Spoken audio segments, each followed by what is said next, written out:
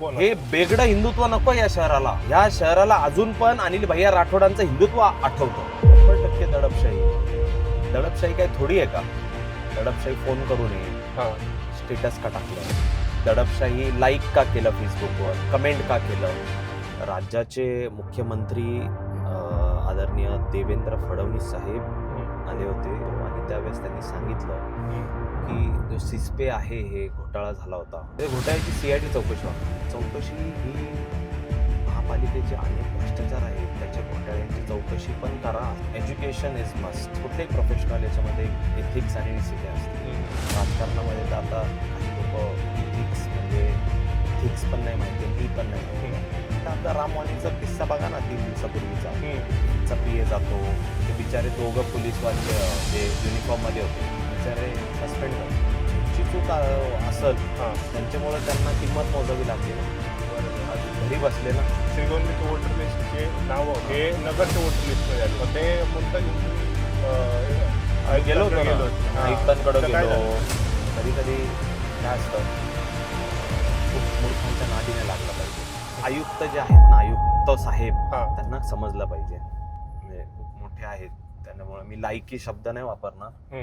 तर नगरमध्ये पण आणि बाहेर पण बिनविरोध नेते निवडून येत आहेत. मुंबई सारख्या ठिकाणी सुद्धा कॅन्डिडेट्स नाही आहेत विरोधला. मग डेमोक्रेसीला किती धोका यायचं? अरे एवढ्या तुम्ही बिनविरोध करता, कशासाठी करता? तुम्ही एवढे कामं जर केली असतील, तुमच्याकडे एवढी सगळी यंत्रणा आहे, सगळ्या योजना आणल्या, हे आणलं ते आणलं, बिनविरोध निवडणुका लढवायला घाबरता का? आमचं चुकलं जरी ना, तुम्हाला कान धरायचा आमचा अधिकार आम्ही ह्या निवडणुकीच्या माध्यमातून देतोय. डर्टी पॉलिटिक्स होते का नगरमध्ये? पॉलिटिकल लीडर त्याच्याबद्दल बोललं की आपली गोची होणार.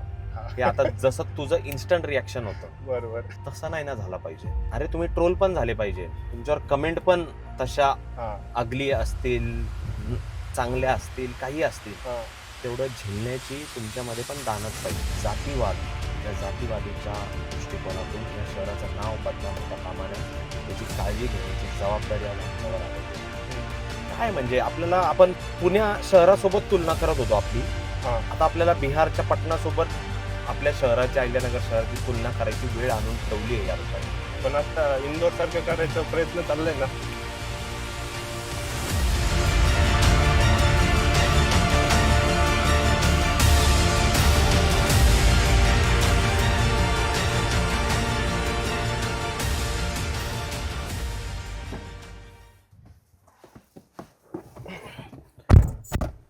नमस्कार दादा, स्वागत आहे आपल्या चॅनलवर. नमस्कार. कसं आता महाविकास आघाडीची रणधुमाळी चालू आहे. अहिल्यानगर महानगरपालिकेची निवडणूक 15 तारखेला मतदान होणार आहे. हो, अतिशय वेगळी निवडणूक आहे ही या शहरासाठी. का असं वाटतं? त्याचं कारण आहे, लोकांच्या खूप, आम्ही जे प्रचाराला जसं जातोय, लोकांच्या प्रतिक्रिया फार वेगळ्या आहेत. कशा नेमक्या? नाराजी आहे, कोणाबद्दल? लोकांमध्ये असंतोष आहे, कोणाबद्दल? खूप चिडलेले आहेत. कोणाबद्दल म्हणजे सत्ताधाऱ्यांबद्दल. ज्यांची सत्ता आहे संपूर्ण राज्यामध्ये त्यांच्यावरच. कारण मागच्या 7-8 वर्षापासून आपण जर बघितलं तर एकच चित्र आहे, विरोधी पक्ष नेता हेच, सत्ता यांचीच, आणि सगळ्या दृष्टिकोनातून एक हाती एक कल्ली कारभार चालू आहे. आणि लोकांना बोलता येत नाहीये, लोकांचा नाईलाज होतोय. आता तो का होतो ह्याच्यावर मी तुम्ही एखादा प्रश्न तुमचा तो पुढे येणारच आहे मला माहिती, मी त्याच्यावर बोलतो. दडपशाही. 100% दडपशाही. दडपशाही काय थोडी आहे का? दडपशाही फोन करू नये, स्टेटस का टाकलं, दडपशाही लाईक का केलं, फेसबुकवर कमेंट का केलं, दडपशाही एखाद्याच्या दुकानदाराला, व्यावसायिकाला भेटायला गेलो, तो का आला होता इथं, एखाद्या चौकामध्ये आम्हाला एखाद्याने केक कापायला बोलवलं, तुला बघून घेतो, तुला जास्त मस्ती आली. अशा किरकोळ गोष्टी मला सांगायच्या नाही, परंतु हेच नगरकरांना अशा मोकळ्यापणे ह्या शहरामध्ये वावरताच येत नाहीये. म्हणजे रिमोट कंट्रोल मध्ये एक असं बटन आहे ह्यांच्याकडं की राजकारणाच्या पलीकडं पण लोकांनी आमच्या म्हणण्यानुसारच वागलं पाहिजे. हे पॉसिबल नसतं ना. लोकांनी का वागावं? लोकांनी का वागावं म्हणजे ह्या गोष्टीला बरीचशी कारणं आहेत. हम्म, दर दुसऱ्या महिन्याला इथं या शहरामध्ये एखादी घटना अशी घडती, हा.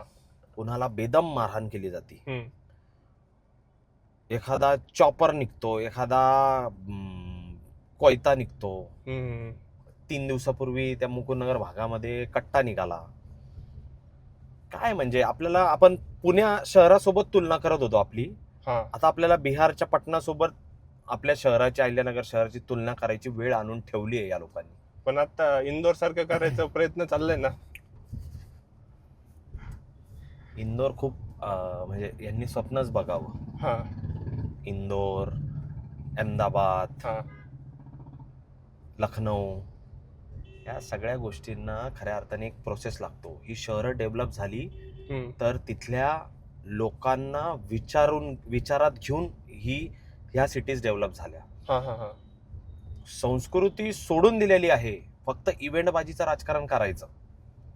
होळी आली, हा. इव्हेंटला भरपूर पैसे द्यायच्या, वर्गण्या द्यायच्या. बर. शिवजयंती आली, छत्रपती शिवाजी महाराज, छत्रपती संभाजी महाराज, हा. अरे हे घोषणा देण्यापुरते मर्यादित नाहीये. हम्म. मग no, there is no other story in Maharashtra okay, विचार which घेतला is पाहिजे. which is popular like Chhatrapati Shivaji Maharaj. Yes. त्याची तुलना होऊ Absolutely. शकत नाही. पण ह्या पिढीला हे पोचवायचं कसं? हा. का ह्या पिढीला फक्त आपल्याला भगवे टिळे लावून, हा. आपल्याला पंचे घालून हा. हा. हा. इथपर्यंत छत्रपती शिवाजी महाराज नाही. छत्रपती शिवाजी महाराज हे सर्व धर्म समभाव, त्यांचा हम्म, रणनीती होती, कार्यपद्धत होती. हम्म. हेच आम्ही शिकलेलो आहेत. फक्त रील्स बनवून ह्या तरुणांना भडकून देणं, हिंदुत्वाच्या याच्यावर. एवढंच राजकारण. हिंदुत्व मी पण सुद्धा केलेलं आहे. हिंदुत्व तेच म्हणायचं, हिंदुत्व तुम्ही पण करता, पण नाही, हिंदुत्व हे आम्ही पण समजतो. हिंदुत्व काय हा. आहे, हिंदुत्वाची व्याख्या ही देखील आम्ही समजतो. हम्म, मी शिवसेना पक्षामध्ये काम करत असताना अनेक हिंदुत्वादी कार्यकर्ते, हा. अनेक गोरक्षकांशी माझी गाठीभेटी झाल्या, हा. जवळीक झाली, माझे मित्र झालेले आहेत. हम्म, परंतु आज ज्यावेळेसपासून विधानसभेनंतर जे खरे अर्थाने हिंदुत्वाचं काम करणारे, जीवा पलीकडे काम करणारे, छत्रपती शिवाजी महाराजांचं जे शिवप्रेम आहे, हा. ते हिंदुत्वादी पोरं असे नाहीसे झाले. ते दिसत नाहीयेत. ते कुठे आहेत? त्यांना माहिती आहे. मग खरा हिंदुत्ववादी कोण हे असतो? बेगडं हिंदुत्व नको या शहराला. हा. या शहराला अजून पण अनिल भैया राठोडांचं हिंदुत्व आठवतं. हम्म, बायस्ड नाही झालो पाहिजे ना आपण. हा. त्याच्यामुळं आमचा पक्ष सेक्युलर विचारसरणीचा आहे, त्याच्यामुळं आम्हाला हिंदुत्व पासून आम्ही लांब झालोय असा बिलकुल विषय नाही. हम्म, हे फक्त पॉलिटिकल नरेटिव्ह, राजकारणाची पोळी भाजून घ्यायची, हम्म. मस्तपैकी राजकारण, काहीतरी एक घटनेसाठी काही टीम्स काम करतात, हम्म. एखादी डिझाईन बनवायची, मोर्चे काढायचे. हा. पण त्या बिचाऱ्यांना हे नाही माहिती की आपलं भविष्याची गॅरंटी, हमी जे आयोजक आहे, जे याच्यासाठी कूटनीती करून प्लॅनिंग करतात, हा. त्यासाठी काय त्यांनी आपली शाश्वती घेतली आहे का की मला किमान 25,000 पगार हा. हा नेता मिळून देईल? आपण पुन्हा बघतो, संभाजीनगर बघतो, संभाजीनगरच्या मुद्द्यावर आपण म्हणजे नावाच्या मुद्द्यावर हे करतो, पण त्या डेव्हलपमेंटच्या मुद्द्यावर काय बोलत नाही त्या, की नगरमध्ये आपण एक्सपेन्स करायला खूप गोष्टी आहेत, इन्कम सोर्सचं तेवढं हे नाही. त्याचं कारण काय? मी ज्यावेळेस विधानसभा निवडणूक लढवली होती त्यावेळेस पण सांगितलं, हम्म, माझ्याकडे एक डेटा एका पॅनल टीमने आणून दिला आणि त्यांनी सांगितलं की आपल्या शहरातले, त्यांनी, आणि नेमकी दिवाळी पण त्याच विधानसभेच्या वेळेस होती, हम्म. त्यांनी सांगितले की विधानसभेला आता तुम्हाला माहिती आहे का 17,000 आपले जे तरुण आहेत त्यापैकी 15-16,000 जण इथं दिवाळी साजरी करायला आलेले आहेत. हम्म. म्हणजे एवढे पोरं पुण्यामध्ये आहेत. हा. संभाजीनगरला वेगळे, हम्म. बाकी ठिकाणी वेगळे. हा. एवढं पोरं आज नगरमध्ये का नाही तो प्लॅटफॉर्म? एक्झॅक्टली. का सेटअप होत नाहीये? इथं जर सेटअप झाले, इथं जर सगळं काही झालं, इथं हा. एक रोजगार मिळाला, हा. इथं वुमन एम्पॉवरमेंट झाली, हा. इथं सगळी डेव्हलपमेंट झाल्यानंतर, एम्प्लॉयमेंट झाल्यानंतर इथलं शहराचं वातावरण पण त्या विचारसरणीच्या अनुषंगाने काम करल. सोशल मीडियाच्या माध्यमातून सोशलाइज करणं म्हणत नाही. हा. आपल्याला सोशलाइज व्हायचंय तर आपल्याला सगळ्या समाज व्यवस्थेवर नियंत्रण आणण्यासाठी आपली भूमिका ह्या तरुण पिढीला स्पष्ट करावी लागेल. एम्प्लॉयमेंट जनरेशन, हे रिस्पॉन्सिबिलिटी कोणाची ही? एम्प्लॉयमेंट कारण की जनरेशन आपण एक किंवा कोणत्या ह्याला हे म्हणू शकत नाही की तुम्ही एम्प्लॉयमेंट द्या. नाही, एम्प्लॉयमेंट द्या म्हणजे काय, त्याच्यासाठी काम करावं लागेल ना. आज म्हणजे नगरची काय करावं MIDC आहे. हा. आता ती दुसरी होणार MIDC, यांनी घोषणा केल्या हा. आणि 600 एकरात होणार, असं होणार, ते हा. जाऊ द्या. आत्ताच्या MIDC साठी हा. त्याचा फ्रुटफुल बेनिफिट इथल्या ग्रॅज्युएट मुलांना, हा. जे स्किल्ड लेबर आहे, जे अनस्किल्ड आहे, हम्म. त्यांना कशा पद्धतीने करावं लागतं. फक्त आपल्या मागं कार्यकर्ते हिंडायला द्या, मला MIDCत लावून द्या, मला त्यांना 5-7 हजाराची नोकरी लावून द्यायची, त्यांना आपलं कार्यकर्ता बनवायचं, हा. हे न शोभणार आहे. कुठलेही समूह हे एखाद्या नेत्याच्या पाठीमागं राहून ती अपेक्षा व्यक्त करत असतो की आपल्याला हा कुठंतरी लाईफमध्ये सेट करल, बर, आपल्याला जे एखादं जॉब पाहिजे त्याच्यासाठी आपल्याला एक सन्मानकारक जॉब मिळेल, ही अपेक्षा असते. म्हणून त्या नेत्याकडं त्या अँगलनी बघितलं जातं की रोजगार हा सगळ्यात मोठा आहे. आपल्या इथले नेते मंडळी आणि बाहेरच्या जे सत्तेत असलेल्या नेते मंडळीशी कम्पेअर करा. मी फक्त माझे विरोधक म्हणूनच नाही, आहेत ना, भाजपकडे पण असे काही नेते आमदार आहेत की जे करतात ना त्यांच्या शहरापुरतं. शिंदे गटाचे करतात, आमचे अमोल कोल्हे बघा, आमचे निलेश लंके बघा, त्यांचं पारनेरमध्ये काय काय कसे कसे लोक MIDC मध्ये लावून दिले, कामाला लावून दिले, चांगला रोजगार कसा मिळतोय. रोहित दादांचं उदाहरण घ्या, आदित्य ठाकरेंचं उदाहरण घ्या, खूप सारे आमदार आहेत, रोहित सुमन पाटीलचं उदाहरण घ्या. ह्या उदाहरणा जर बघितलं तर आपल्याला लाजवल की आपले या शहराचे जे नेते आहेत, आमदार आहेत, त्यांनी का नाही काम करावं यांच्यासारखं. फक्त भडकच बोलायचं का, असं झालं तसं झालं. अहिल्यानगरचं जोपर्यंत आमची पिढी जिवंत आहे तोपर्यंत अहमदनगर नाव कोणी, अरे कोणाला करायचंय? श्रेय घेतलं ना, शासनाने निर्णय घेतला ना. बरोबर आहे. तुम्ही त्याचं, तुमचं त्याच्यावर वैयक्तिक मत काय? अहमदनगर, अहिल्यानगर झालं ते नाव त्याच्यावर चांगलंच आहे ना. अहिल्यानगर हे नाव झालंय, हे अहिल्यादेवी होळकरांचं नाव, त्याला आपल्या शहराला ते नाव मिळणं कौतुकच आहे. स्वागत केलं सगळ्यांनी, त्याचा जल्लोष केला, चांगला आहे. याच्यावरून राजकारण करायचा मुद्दा कुठंही येत नाही. कशासाठी राजकारण करायचं?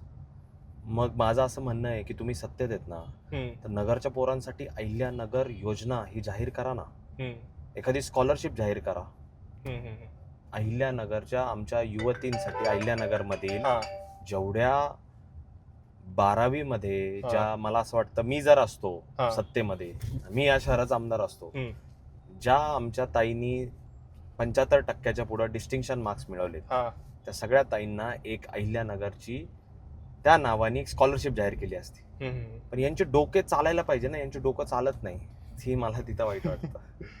तुमचं एक नेतृत्व असं होईल की एक एज्युकेटेड, सगळेच एज्युकेटेड असतात, पण त्या प्रेझेन्सने फरक पडतो ना. आता तुमचा ऑरा जो आहे तो एक आपण म्हणतो एज्युकेटेड माणूस आहे, तर वेगळं दृष्टिकोन तयार होतं.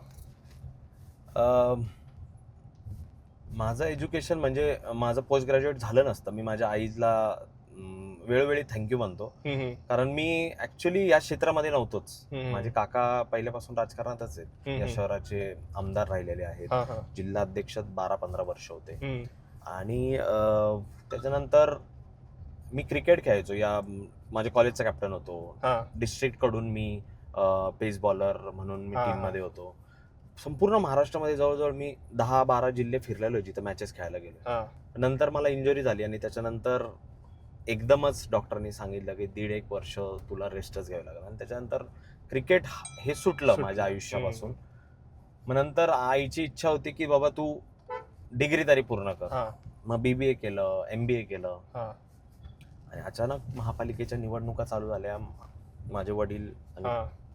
आमचे चुलते दादा त्यांनी सांगितलं की उभं राहायचंय तुला. हम्म. असेच 13-14 दिवस शिल्लक राहिले होते. बर.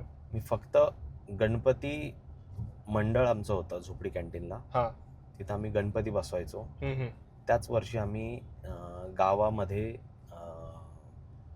मिरवणूक नेली होती, जी मेन गावातली मिरवणूक असते आपली बाजारपेठेतली. हम्म. आणि योगायोग सगळ्या गोष्टी घडल्या. नगरसेवक झालो 23व्या वर्षी. त्याच्यानंतर लगेच महापौर झालो. यंग एज मध्ये एकदम. हा, तुमच्याच एजचा असेल. तुमची काय एज आहे? 23. मग तुमच्या एज मध्ये झालो होतो. हा. मग जेव्हा तुम्ही त्यावेळेस पण- एज्युकेशनचा 100% फायदा. कुठल्याही तुम्ही फील्डमध्ये कुठल्याही फील्ड हा, अडॅप्ट करा. हा, हा. Education is must. बरोबर आहे. एज्युकेशन लेट्स यू थिंक, थोडंसं पुढं बघायला शिकवतं, थोड्या गोष्टी हँडल करायला वे शिकवतं, अहेड. थोडी To see एक future. डिसिप्लिन. Okay. कुठल्याही प्रोफेशनल याच्यामध्ये एक इथिक्स आणि डिसिप्लिन असते. हम्म. राजकारणामध्ये तर आता काही लोक इथिक्स म्हणजे थिक्स पण नाही माहिती आणि पण नाही माहिती त्यांना फक्त हम कैसे कन्सिस्टंटली पॉप्युलर रहेगी हा, हा. ते त्याच्यावरच त्यांची लोक ते सगळे कामं करतात. बरोबर आहे. वाईट वाटतं. तुमचं बाय चॉईस होतं का तुम्हाला आता वाटतं डेस्टिनीच होती तुमची राजकारण? नाही, डेस्टिनीच म्हणायचं, नशीब म्हणायचं. ह्या सगळ्या गोष्टी कुठंतरी म्हणतात ना विधिलिखित असतात. हा, आलोय आता राजकारणात. मला बाळकडू राजकारणाचं आमच्या हा. घरी मिळालं होतं. बरोबर. सो आता एवढंच आहे, कुठल्याही प्रोफेशन मध्ये हा, तुम्ही प्रामाणिक राहा. बरोबर. मग जे राजकारण तुमचं फॅमिली बॅकग्राऊंड होतं ते एक्सपेक्टेशन लोकांच्या वाढतात त्यामुळं की 100% वाढतात. हम्म. कारण आणि राजकारणामध्ये घराणं आहे ते मानायलाच पाहिजे ना. आहे हा, थोडंसं बेस आहे. तेवढंच आहे की ते घराणेशाही जरी असली, हा, मला ज्यांच्याकडून घराणेशाहीचं पॉलिटिक्सचं जबाबदारी मिळाली आमच्या हा. दादांकडून, तसं या शहरामध्ये त्यांची एक कुठंतरी चांगले राजकारणी हम्म. आणि स्वच्छ राजकारणी म्हणून आहे. तेच फक्त आम्हाला कन्सिस्टंट ठेवायचे, त्याला तडा जाऊ द्यायचा नाही. मग डर्टी पॉलिटिक्स होते का नगरमध्ये? कृष्ण, आता तुम्हीच सांगा. तू नगरचा आहे मला असं वाटतं. हो, मी नगरचं. तुला एकदम अरे तुरे केलं चालेल ना? मला काय अडचण नाही, लहान मला आहे. तू नगरचाच आहे म्हणल्यावर तू सांग, तू कसं ऑब्झर्व केलंय. म्हणजे आता तू माझा इंटरव्ह्यू पॉडकास्ट घेतो, मी तुला नाही बोललो पाहिजे. हा, मला तूच सांग, एक शॉर्ट मध्ये सांगितलं तरी जमल की हा. डर्टी पॉलिटिक्स आहे की beautiful nice very nice politics चालू आहे नगरमध्ये. So, तूच सांगायचं. नेक्स्ट क्वेश्चनवर आपण जाऊ. बरं. मला हीच हा, हे जे हेजिटेशन म्हणतो इंग्लिश मध्ये आपण, बरोबर. हे हेजिटेशन जसं तुझं झालं की आपण नेक्स्ट क्वेश्चनला जाऊ. मला त्याबद्दल बोलायचं नाही, पण हा. तुम्हाला पॉलिटिक्स जाणून घ्यायचंय. बरोबर. पण पॉलिटिकल लीडर हम्म. त्याच्याबद्दल बोललं की आपली गोची होणार. हा. हे आता जसं तुझं इन्स्टंट रिॲक्शन होतं बरोबर. तसं नाही ना झाला पाहिजे. हम्म. अरे तुम्ही ट्रोल पण झाले पाहिजे, तुमच्यावर कमेंट पण तशा हा, अगली असतील, चांगल्या असतील, काही असतील, हा. तेवढं झेलण्याची तुमच्यामध्ये पण दानत पाहिजे. बरोबर. मग चांगलं काम केलं तर तुम्ही डर्टी पॉलिटिक्सचा प्रश्नच मला विचारला नसता. या तुम्ही मला कॅच केलं त्याच्यात. नाही, मी कॅच नाही करत आहे. हा, तुझ्यासारख्या अनेक आहेत ना रे बाबा, हा. की तुझ्यासारखे अनेक आहेत की ज्यांना पॉलिटिक्स मध्ये इन्व्हॉल्व्ह व्हायचंय. हा, त्यांना सोशली काहीतरी करायचंय, हा. सामाजिक क्षेत्रामध्ये जनसेवा करायची आहे, हा, लोकांच्या हिताचे कामं करायचे. बरोबर. पण असं जर दबाव तंत्र असेल, हा. असं इंटरफिअरन्स असेल, हम्म. आणि अडवणूक होणार असेल तर कशाला मग तरुण पिढी हा विचार करा नको बाबा ते पॉलिटिक्स, त्यांनी बोलवलं तर जाऊ, असाच विचार करणार. आत्ताच्या पालिकेच्या निवडणूक मध्ये झालंय का काही की तुम्हाला धमकीचे फोन आले किंवा काही? मला किंवा तुमच्या मला नाही धमकी देत ते. हा, ती मला धमकी देत नाही आणि वेळ वाया घालत नाही. त्यांना माहिती आहे मी सरळ पण तेवढा, आडवा पण तेवढाच आहे. माझ्यात वेळ नाही घालणार ते. माझे लोकांना 100% मिळाले होते, पण तेवढे आम्ही आता आमच्या पण तालमीत काही असे लोक केलेत तयार. त्यांना माहिती आहे भोकाडी होती, त्याच्या पलीकडं काय नाही होत. आणि त्याच्या पलीकडं झालं तर अभिषेक कळमकर ठामपणे सगळ्यांच्या पाठीमागं उभा आहे. कायम म्हणजे आमचा रामवाणीचा किस्सा बघा ना 3 दिवसापूर्वीचा. त्याच्या प्रॉपर्टीमध्ये घुसतात, ह्यांचा पीए जातो. ते बिचारे दोघं पोलीसवाले जे युनिफॉर्म मध्ये होते, कॉन्स्टेबल का काय होते ते, जे बॉडीगार्ड म्हणून असतात, बिचारे सस्पेंड झाले. त्यांची चूक नव्हती त्याच्यात. त्यांची चूक नाही, ज्यांची चूक असल त्यांच्यामुळे त्यांना किंमत मोजावी लागली ना. बरोबर. आज घरी बसले ना. ते आमचा दृष्टिकोन नाही, आमची भावना नाही हे सगळे करायची, पण हे कायदा काय आहे हे आम्हाला दाखवून द्यावा लागतो. कायद्याचा वचक काय या शहरामध्ये राहिलाच पाहिजे, घाबरलेच पाहिजे. नुसती जनता नाही घाबरली पाहिजे. जे वाकडं तिकडं राजकारण करतात ना त्यांच्यासाठी पण कायदा आहे इथं, हे लक्षात आणून द्यायचं होतं. आणि SP साहेबांचे आम्ही खूप ग्रेटफुल आहोत, धन्यवाद देतो त्यांना. त्यांनी भूमिका घेतली आणि ते निलंबित झाले. आणि मग आता बहुचर्चित एक विषय आहे की तुम्ही आपले श्रीगोंद्याचे वोटर लिस्टचे नाव हे नगरच्या वोटर लिस्ट मध्ये आले, हे तुम्हाला कधी आढळलं?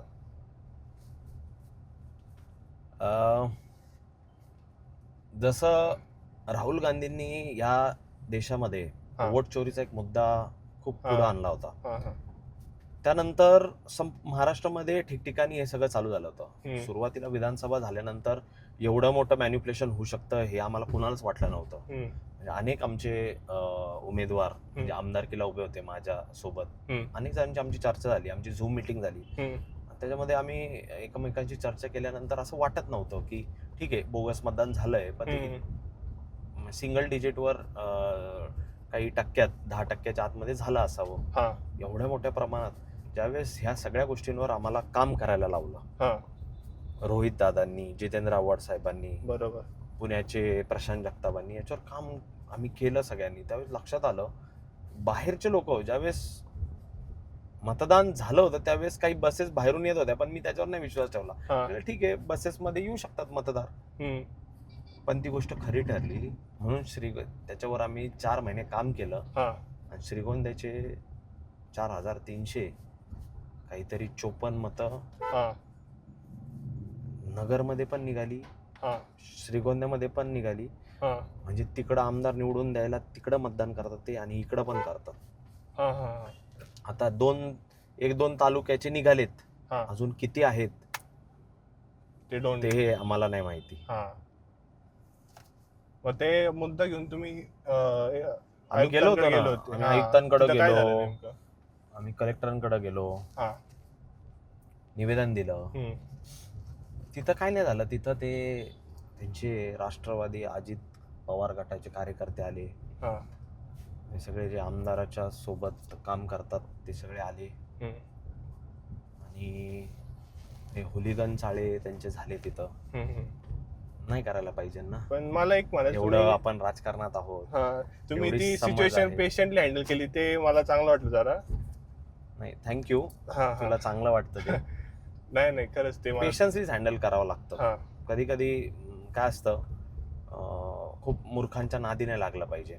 आपलं काम आपल्याला जे करायचंय या शहराच्या भल्यासाठी, जे गोष्टी चांगल्या आहेत, निर्णायक आहेत, त्याच्यामध्ये खरंच लोकांचं काम होऊ शकतं, लोकांच्या अडचणी सोडू शकतो, हे करत राहायचं.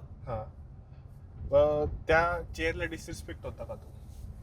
ते आता त्या चेअरला डिसरिस्पेक्ट होता हे आयुक्त जे आहेत ना, आयुक्त साहेब, त्यांना समजलं पाहिजे की आपली तिथं काय म्हणजे खूप मोठे आहेत, त्यामुळे मी लायकी शब्द नाही वापरणार, पण त्यांना समजलं पाहिजे. एवढी क्लास 1 ऑफिसर आहोत आपण एका पक्षाला वेळ दिली असताना दुसरे लोक दार उघडून येतात, घोषणाबाजी करतात. ते लक्षात आलं पाहिजे होतं ह्या सगळ्या गोष्टी, जे ते थांबवू शकले नाही, त्यांचा नाईलाज झाला. Who was responsible for no apart from responsibility, it was initiative कोणी घेतलं पाहिजे नव्हतं. It was the time to show the power, and at that time commissioner power मध्ये होते. कमिशनर म्हणजे काही छोटा मनुष्य नाही ना, पण कमिशनरच जर कार्यकर्ता सारखा झाला असेल तर मग अवघड आहे. आता मी रिसेंटली तुमची एक पोस्ट बघितली, मला एक्झॅक्ट वर्ड्स आठवत नाही, की सिस्पेची तुम्ही चौकशी कराच, मात्र हे महानगरपालिकेत होणारे घोटाळे तुम्ही तपासून पहा, आणि जर स्थिती असेल तरच अहिल्यानगरला निधी भेटेल, अशी एक स्टेटमेंट होती. पूर्ण एक्झॅक्ट नाही सांगू शकत. काल एक महापालिकेच्या निवडणुकीच्या अनुषंगाने एक महायुतीची सभा झाली. राज्याचे मुख्यमंत्री आदरणीय देवेंद्र फडणवीस साहेब आले होते. त्यांचं भाषण आम्ही मोबाईलवर ऐकत होतो, आणि त्यावेळेस त्यांनी सांगितलं की जो सिस्पे आहे हे घोटाळा झाला होता, अनेक जणांचे इन्व्हेस्टमेंट वगैरे, ते घोटाळा झाला, त्याच्यात ते आरोप आहे, त्या घोटाळ्याची CID चौकशी होणार. ठीक आहे, नगरमधले काही इन्व्हेस्टर असतील, त्यांच्या दृष्टीने ती चांगली बाब आहे, बाबा मुख्यमंत्री साहेब चौकशी. चौकशी ही महापालिकेचे अनेक भ्रष्टाचार आहेत, त्याच्या घोटाळ्यांची चौकशी पण करा, असं मी त्या तुम्ही जे वाचलं त्याच्यामध्ये बोललो आहे. झालीच पाहिजे ना. LED घोटाळा इथं माहिती आहे का तुम्हाला, आपल्या ज्या स्ट्रीट लाईट्स आहेत ते LED घोटाळा होता. पे पार्कच्या संदर्भामध्ये कुठंही बांबू रचलेत, त्याच्यावर ते P सिम्बॉल लिहिलाय, नो पार्किंग झोन केल्यात. तुम्ही साधं मेडिकलमध्ये एखादं प्रिस्क्रिप्शन घेऊन गोळ्या आणायला गेले तर तिथं डायरेक्ट थोड्या वेळ तुमचं लक्ष नसलं तर डायरेक्ट घेऊन जातात गाड्या. काही दुकानदारांच्याच गाड्या घेऊन गेले ते, आणि 850ची पावती. काही हॉस्पिटलवर आलेले रुग्णांना भेटायला आलेले नातेवाईक, काही ग्रामीण भागातले येतात, काही गरीब लोक येतात, त्यांच्या गाड्या उचलून नेल्या. 850 रुपये. अरे तो 10,000 त्याच्या पेशंटचे द्यायला त्याच्याकडे बिचाऱ्याकडे नसतात, त्याच्याकडून 850 रुपये घ्यायचे. बरे टेंडर कुणाला गेलंय? अशा अनेक घोटाळ्यांची पण मुख्यमंत्री साहेबांनी चौकशी केली पाहिजे ना. आम्ही मेल केला काल, आम्ही मेल केला मुख्यमंत्री साहेबांना, साहेब तुम्ही भारतीय जनता पार्टी या राष्ट्रवादी किंवा काय कुणाच्या प्रचाराला आले होते तुम्ही, तर तुमचं धन्यवाद, चांगली गोष्ट आहे. सिस्पे घोटाळ्याची तुम्ही चौकशी करताल CID कडून, त्याबद्दलही कौतुक आहे. परंतु भ्रष्टाचारामध्ये डुबलेले जे कोणी असतील त्यांच्यावर फौजदारी कायदेशीर कारवाई करा, असा आम्ही मेल केलेला आहे. जे करप्टेड ऑफिसर्स आहे त्यांना बडतर्फ करा, असाही मेल केलेला आहे. काही ठराविक विभाग आहेत, बांधकाम विभाग, पाणी पुरवठा विभाग, कोंडवाडा जिथं मोकाट कुत्र्यांचा विषय आहे. मला काही मेसेजेस आले व्हॉट्सअपवर, मी तुम्हाला दाखवलं ना, तुम्हाला वाईट वाटेल.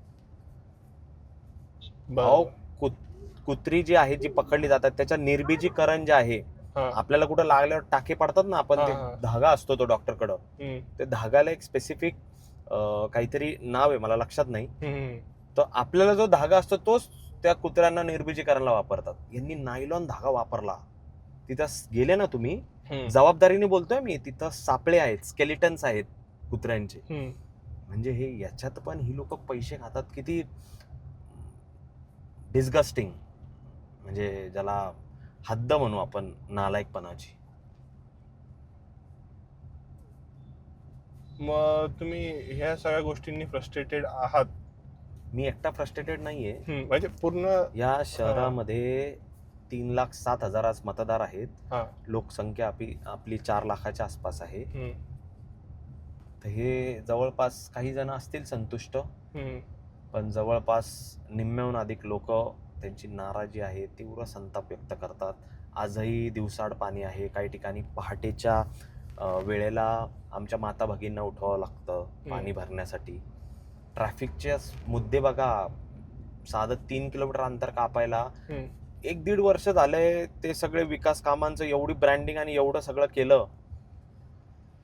1-1.5 वर्ष झाले तेच रस्त्यांचे कामं चालू आहेत. ट्रॅफिक जॅम होतात, हॉस्पिटलला जायला ॲम्ब्युलन्स वेळेवर पोहोचत नाहीयेत. ज्या वर्किंग लेडीज आहेत त्यांना कामाच्या ठिकाणी टाइमवर जाता येत नाही. हा. स्कूलला वेळेवर घेतलं नाही तर विद्यार्थ्यांना घरी पाठवून दिलं जातं, त्यांना वेळेवर जाता येत नाहीये. अरे ह्या बेसिक प्रॉब्लेम्स आहेत आणि फक्त गाजावाजा करायचा, आम्ही हे केलं, आम्ही ते केलं. तुम्ही ठराविक ठिकाणी करता आणि पूर्ण शहराला तुमचं नाव देता. हे असं एकंदरीत आहे. वोट बँक पॉलिटिक्स चालले का? You can see that. मला ते मागाशी आपण म्हणलो ते वोटर्सचं, ते कोणाची चुकी आहे? इलेक्शन कमिशनची का ते मॅन्युप्युलेशन, प्लॅन्ड मॅन्युप्युलेशन येते वोटिंगसाठी सत्ताधाऱ्यांची? अजून खूप डीप मुद्दा आहे. मला असं वाटतं इलेक्शन कमिशन ऑफ इंडिया, हा, मी शॉर्टमध्ये सांगतो, बरं. आम्ही ज्यावेळेस त्या गोष्टीची तक्रार केली की अशी नावं आढळून आले, हम्म. हे डबल नावं आहेत, तुम्ही डबल स्टार केले, हा. मग तुम्ही बाहेरच्या तालुक्यातले जे मतं आले त्याला का नाही डबल स्टार केले, ते एवढंच सांगतात. राज्य निवडणूक आयोग आणि केंद्र निवडणूक आयोग, हा. त्यांच्याकडे ते पॉवर्स आहेत, हम्म. आमच्या हातात काही नाही. मग असे हात वर केल्यानंतर काही याच्यामध्ये असे सब्जेक्ट्स आहेत जिथं तुम्हाला काही बोलताच येणार नाहीये, त्यांनी सरळ हात वरती केले, तर तेच उत्तर आहे त्याचं मग की इलेक्शन ECI हा. And state election commission of Maharashtra हे ह्यांच्यावर ढकलून देतात. आता तिकडे मुंबईत पण बघा ना, उद्धव साहेब ठाकरे, राजसाहेब ठाकरे, हा. आमचे शशिकांत शिंदे साहेब, मोठे मोठे नेते, सुप्रियाताई, सगळे गेले ना. काय दाद मिळाली तिकडे? आता 11 लाख डुप्लिकेट नेम्स आढळले. आता नगरमध्ये पण आणि बाहेर पण बिनविरोध नेते निवडून येत आहेत. मुंबई सारख्या ठिकाणी सुद्धा कॅन्डिडेट्स नाही आहेत विरोधला. मग डेमोक्रेसीला किती धोका यायचं? मग डेमोक्रेसी, लोकशाही यांना संपून टाकायचंय, लोकशाहीला हळूहळू संपवायचंय, एकदम संपू नाही शकत ते. तो काळ यांनी जवळ आणून ठेवलेला आहे. पुढच्या वेळ अशी येईल बघा, एवढे लोक आहेत, याच्यापैकी 100 लोक वगैरे 70, तुम्हाला 30च जण निवडून देण्याचं आम्ही अधिकार देतो. 70 आमचे राहतील. हे असं पण करायला बसले. हा, अशी वेळ येऊ शकते. मग वोटर्सच्या राईट्सचं काय? कोण वोटर्स राईट्सला फक्त मतदार राजा म्हणून बोलायचं वाईट वाटतं. अरे एवढ्या तुम्ही बिनविरोध करता, कशासाठी करता? तुम्ही एवढे कामं जर केली असतील, तुमच्याकडे एवढी सगळी यंत्रणा आहे, सगळ्या योजना आणल्या, हे आणलं, ते आणलं, बिनविरोध निवडणुका लढवायला घाबरता का? आमिष द्यायचं, दडपण आणायचं, निवडणूक नको लढू, तुझं काय असेल पोच करू, असं करू, तसं करू. आणि त्या बिचारायला मग काय आहे, तो त्याच्या काही आयुष्यामध्ये अडचणी असतात, आणि मग म्हणायचं मॅनेज करून आम्ही बिनविरोध झालो. लढा ना, लोकशाहीचा सामना करा ना, जनतेचा सामना करा ना. धमक पाहिजे निवडणूक लढवायची. तुम्ही एक प्युअरली वोटर म्हणून काय एका नेत्यामध्ये किंवा कॅन्डिडेट मध्ये बघणार आहे? आम्ही जे उभे केलेत ते सगळे मी त्यांना कॉमन मॅन म्हणल. आमचे बहुतांश उमेदवार सर्वसाधारण कुटुंबातले, सर्वसामान्य घरातले आहेत. त्यांना तिकीट देताना आम्ही एकच सांगितलं, आपण ही निवडणूक zero corruption, zero tolerance, with publics opinion, लोकांचे विचार, लोकांचे मतं हे समजून, लोकांचे प्रश्न, लोकांच्या समस्या, रखडलेले कामं, अनेक वर्षाचे प्रलंबित कामं, प्रश्न, ह्याला समजून घेऊन आपण निवडणूक लढणार आहोत. आपण जनतेपर्यंत पोहोचायचं आहे, जनतेमध्ये तो विश्वास निर्माण करून द्यायचा आहे की आम्ही सुद्धा, आमच्यामध्ये ती क्षमता आहे तुमचे प्रश्न सोडवायची. शहरामध्ये काय असं वेगळंच काहीतरी करायला वेगळेच लोक लागतात असं काही नाहीये. कॉमन मॅन पण त्या प्रभागाचा, त्या परिसराचा डेव्हलपमेंट करू शकतो. आणि आम्ही लोक आहेत ना, आम्ही आज जनतेला तेच सांगतोय, तुम्ही आमच्याकडे बघून पण मत दिलं तरी हरकत नाही. आम्हाला आमच्यावर अधिकार राहणार तुमचा. आणि तुमचा कधी तुम्हाला असं खूप बॉदरेशनमध्ये, दडपणामध्ये मी यांना कसं काम सांगू ही परिस्थिती आमच्याकडे होणार नाही. आमचं चुकलं जरी ना, तुम्हाला कान धरायचा आमचा अधिकार आम्ही ह्या निवडणुकीच्या माध्यमातून देतोय. सर तुम्ही यू लुक सो फिट आणि यंग, कारण काय त्याचं? नाही, मी 15-20 मिनिटं देतो शरीराला. कारण आता कोविड नंतर तर असं झालंय, बरेचसे मित्र सुद्धा जे आज आमच्यामध्ये नाही ते 40 वर्षाच्या आत अटॅक येतात ते. थोडासा व्यायाम करायचा. तुमची फेवरेट मूवी कोणती? माझी फेवरेट मूवी अशी स्पेसिफिकली मला नाही आठवणार आता या निवडणुकीच्या काळात, पण मला एक वेब सिरीज आवडती, प्रिझन ब्रेक. ती छान आहे. मनी हाइस्ट पण चांगली होती, असूर पण चांगली होती. एवढा विरोध होतोय तुम्हाला एक भीती वाटते का? नाही, मी आमदारकीचं इलेक्शन केलंय कृष्णा, त्याच्यामुळे मला भीती वगैरे कशासाठी? भीती काय आहे? आणि घाबरायचं कशाला? घाबरायचं हेच आपलं. मी पार्ट टाइम पॉलिटिक्स नाही ना करत, त्याच्यामुळे मी घाबरल. माझं काय प्रोफेशनल वेगळं लाईफ आहे वगैरे. लोकांमध्ये आपला विश्वास कुठंतरी आमच्या कळमकर परिवाराने, आमच्या दादांच्या माध्यमातून आम्ही निर्माण केलाय. आणि वैयक्तिक मला अशी कुठलीही भीती नाही, घाबरण्याचं कारण नाही. आणि गुंडांना तर मी बिलकुल घाबरत नाही, कारण मी या देशाच्या कायद्यावर, संविधानावर मला जे समजतं त्याच्यावर बिलीव्ह करतो. माझ्यावर काही खोटे गुन्हे देखील दाखल झाले होते, त्यांचा सामना केला. त्याच्यामुळं मोठं इलेक्शन लढून मला काय कुणाची घाबरायची आवश्यकता नाही. आणि ना मी माझ्यासोबत असणारे ते पण घाबरत नाही. मी आता येताना बघितलं, एक बोर्ड बघितला, तिथं लिहिलं की घरपट्टी कमी करणार. निलेश लंके साहेबांचा फोटो होता त्याच्यावर. मग ते कसं पॉसिबल करणार आहेत तुम्ही? त्याचं काहीतरी रोडमॅप असेल ना? नाही, त्याचा 100% रोडमॅप आहे. कारण एक मोठा संभ्रम निर्माण झाला आहे घरपट्टीच्या संदर्भात लोकांमध्ये, जनतेमध्ये, की एकदम अव्वाची सव्वा रुपये घरपट्टी कशी काय हे झाली आहे. आता बघा, त्याच्यामध्ये वृक्षकर घेतला जातो, शिक्षण कर घेतला जातो, पण तुम्ही तेवढ्या बेसिक नेसेसिटी किंवा बेसिक तुम्ही सुविधाच देत नाहीये. तुम्ही वृक्षकर लावता. किती झाडं आहेत बरं आपल्या नगरमध्ये? ह्यांनी सांगितलं 80,000 झाडं लावणार आहेत. 8,000 तरी लावली गेली का यांच्याकडून? दुसरा, शिक्षणाचा कर. आज जे गरीब कुटुंबातले मुलं आहेत, चांगली महापालिकेची शाळा दाखवा की जी चांगल्या स्थितीत चालू आहे, चांगल्या कंडिशनमध्ये चालू आहे. उगाच काहीतरी एक फॉल्स अजेंडा तयार करायचा. घरपट्टीचं जे आहे आता, ते निश्चित प्रकारे आमची सत्ता आल्यानंतर आम्ही याच्यावर काम करून दाखवू. आणि याच्यामध्ये लोकांना घरपट्टीचा असा प्रचंड याच्यामध्ये जी मोठी रक्कम वसूल केली जाते, त्याच्यात काहीतरी बदल करू. आम्ही लोकांनाच विश्वासात घेऊन करू. त्याच्यामध्ये काही तज्ज्ञ लोकांचा सल्ला घेतला जाईल. येणाऱ्या महानगरपालिकेच्या इलेक्शनमध्ये महापौर कोणाचा होणार? महापौर आमचाच होणार. तुम्ही शब्द देताय आता पॉडकास्टवर लोकांना? शब्द घेतोय पण आणि देतोय पण. येणाऱ्या 5 वर्षात कसं अहिल्यानगरला बघता तुम्ही? अशीच जर परिस्थिती राहिली या शहराची, ज्याच्यामध्ये कायदा सुव्यवस्था धोक्यात येत असेल, आज क्राईम रेटमध्ये आपण या शहराला ती रँकिंगमध्ये 2 नंबरवर घेऊन गेलोय, हे लक्षात आलं पाहिजे आत्ताच्या सत्तेत असलेल्या नेत्यांना. क्राईम रेट कमी झाला पाहिजे.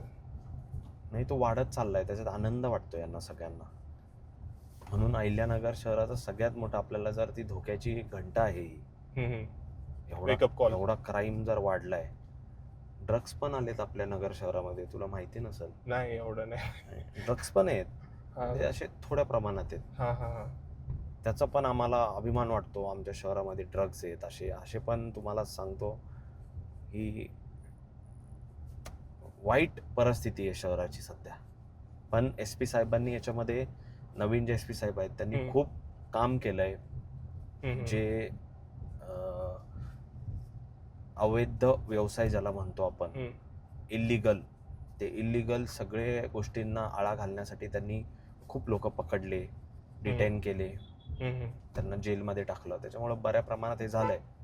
परंतु जातीवाद, त्या जातीवादीच्या दृष्टिकोनातून या शहराचं नाव बदनाम होता कामा नये, याची काळजी घेण्याची जबाबदारी आज आमच्यावर आलेली आहे.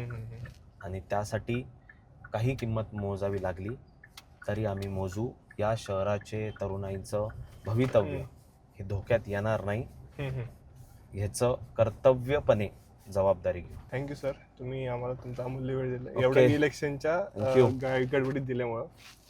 आय होप तुम्हाला आपला आजचा व्हिडिओ नक्कीच आवडला असेल. जर हा व्हिडिओ आवडला असेल तर या व्हिडिओला लाईक करा, चॅनलला सबस्क्राईब करा आणि तुमच्या प्रतिक्रिया कमेंट बॉक्समध्ये नोंदवा. धन्यवाद.